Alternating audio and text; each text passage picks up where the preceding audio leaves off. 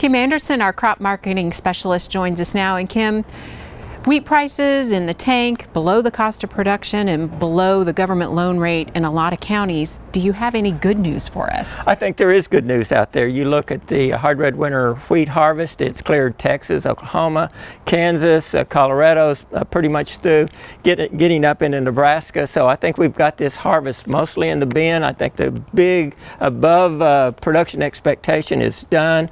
There may be some questions about Nebraska's crop. It may not come in as good as they earlier anticipated.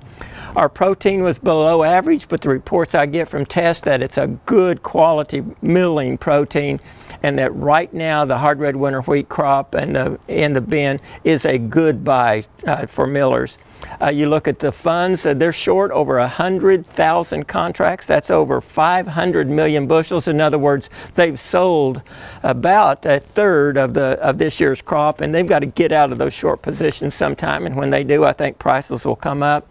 And you look at that KC September wheat contract, it hit $4. It's back up right at that $4.30. Used to be support, now resistance. If it can cross that $4.30, I think we got a little more room to run with prices. So in terms of prices, do you think they truly have bottomed out now? I do think they bottomed out. I just can't see much coming down the pike that's going to surprise us.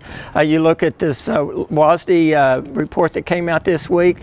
They lowered the 16-17 world ending stocks estimates. The world stocks to use ratio is below average, so we've got good demand for it.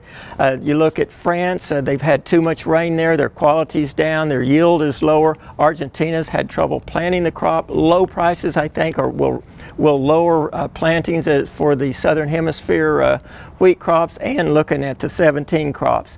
We got a lot of wheat being fed. I think that's good news, and we're getting support from corn prices, and corn prices have been moving up. So I'm semi-optimistic right now. Okay, I'll take semi-optimistic.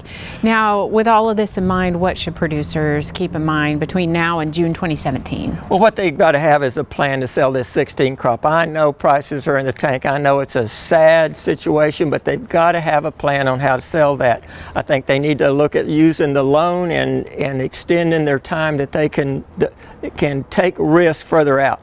I also think they've got a plan for the 17 crop. We got really good. You're talking about 12% protein wheat, 85-cent premium there. I think that premium is going to be there in June of 17. I think producers need to look at producing protein, concentrate on protein next year.